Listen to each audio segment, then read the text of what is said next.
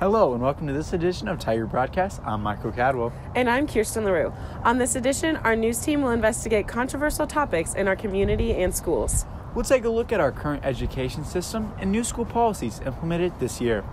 Reporters will also take a whiff at the epidemic sweeping teens across the country. All this and more on this edition of Tiger Broadcast.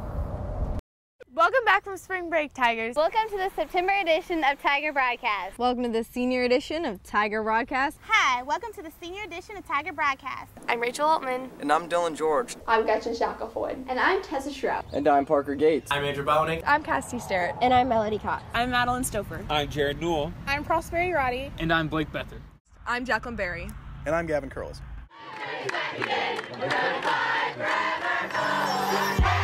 Until you find your way back home.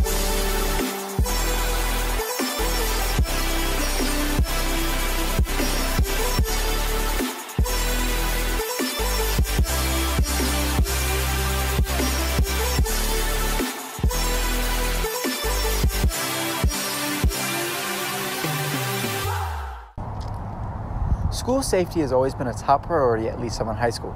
This year, administration has decided to partake in a new safety system. Reporters Emma Osterly and Carly Roberts investigate this next story.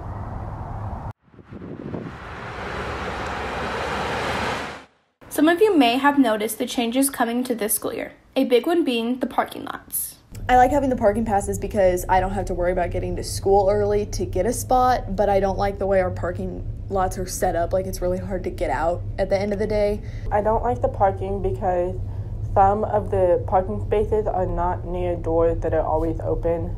I personally dislike the parking lots because it kind of makes a system where if you don't get to the school fast enough and you don't buy the parking passes, then you get punished for that.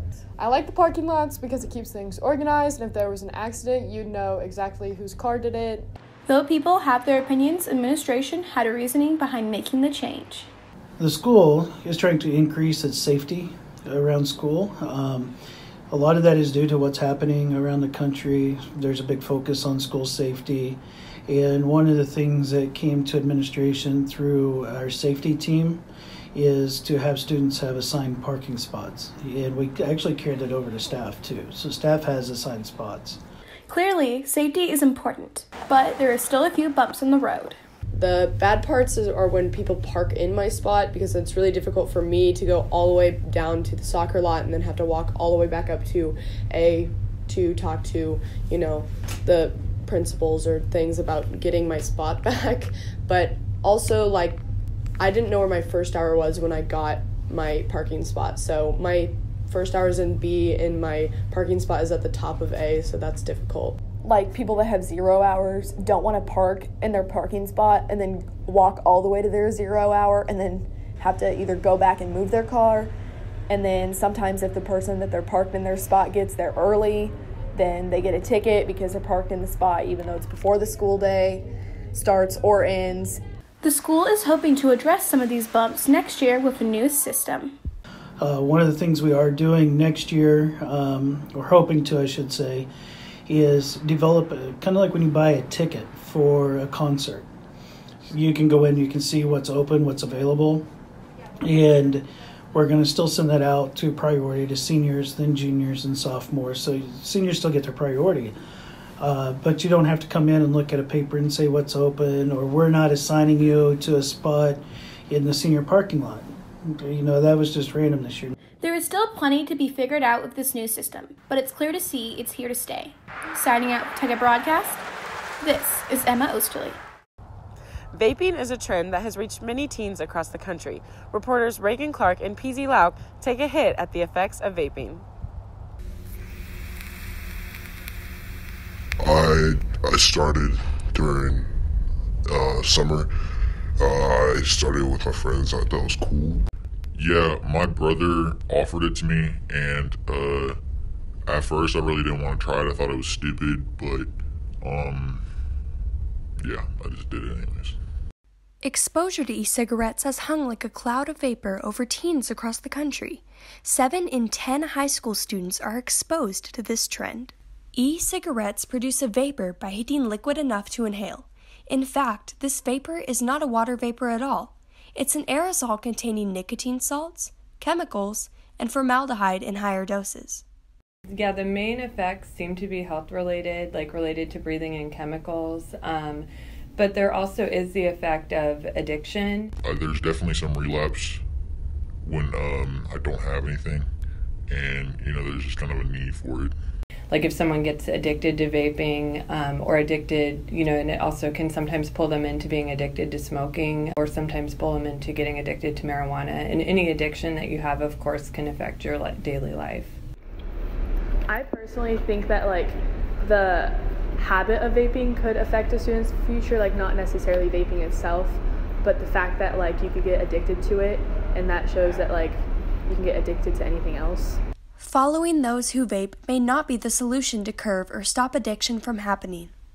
I would say if you get peer pressure into it, I suggest don't do it. I mean, if it's your friends, then they're really not your friends if they're putting you into that situation. If you're introduced to it, I would just say, stay strong in what you believe in, and if you're not accepted by the people who gave it to you, then those aren't good people to be around. You can definitely break a habit. You can change your behavior. It is possible to make different choices than the choices that you're making right now, especially if it's something that you're really wanting to change, that there's people out there that will support you in that. Signing out for Tiger Broadcast, this is Reagan Clark. Learning has been a part of life since the dawn of time, from cavemen to Renaissance all the way up until now. A lot has changed in our world in the past 25 years and will continue to change more rapidly than ever. Reporters Michael Cadwell and Alex Hill seek to find out where the future of education needs to be headed. I feel like tests are how well you can remember something, not how well you know something. It's proven. Kids don't like school. For many years, educators have written this off as just being lazy teenagers. This is not the case. Many students do not feel the current education system is preparing them for what to expect post-high school. I feel like if you are really prepared as a teenager, you can make sure that you are set up for life and what you want to do in life to be successful. LSHS Principal Dr. Carrie Twilliger takes ownership to making sure students like Marquise are ready for what's next.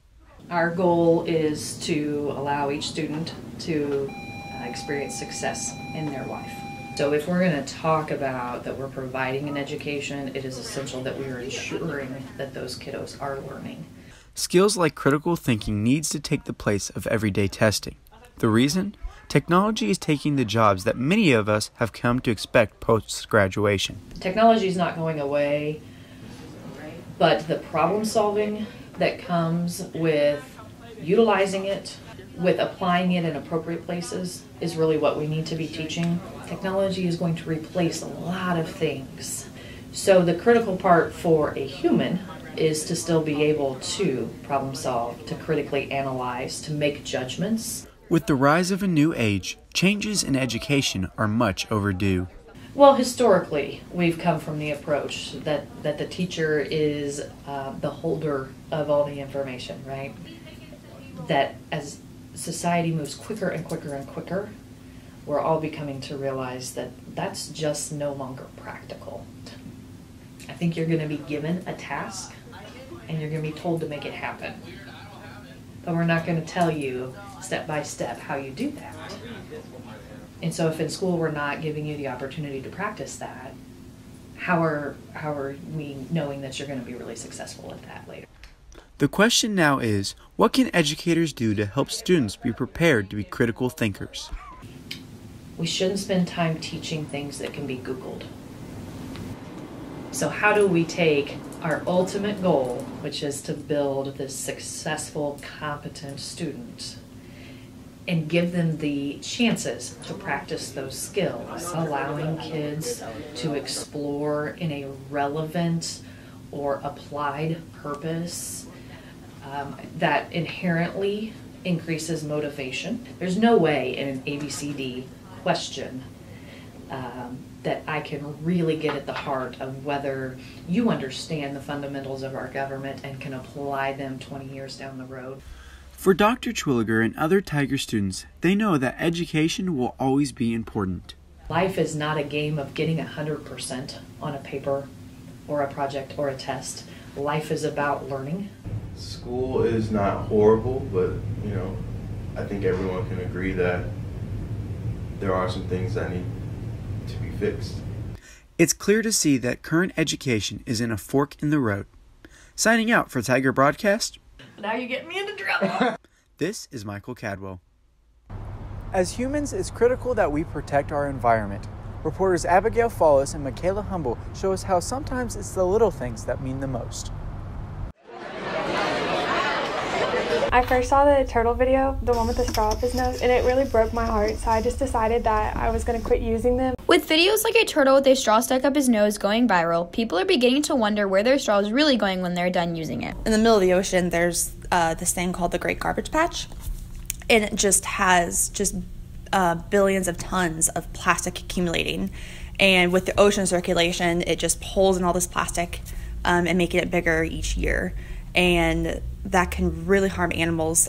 Hurting animals is just one way that straws are harmful. Believe it or not, a 10-inch straw is having a huge impact on the climate. According to Get Green Now, it takes up to 200 years for a plastic straw to decompose, and it never fully recycles, which means the straw is always a part of the environment. As a result, many cities are trying to make a change. There's this big push called Skip the Straw. So even if businesses still use plastic straws, like when you go there, say, hey, I don't want a straw. I don't need a straw. Other simple changes are available to help cut down on straw usage. Straws, they do have metal straws that people can buy.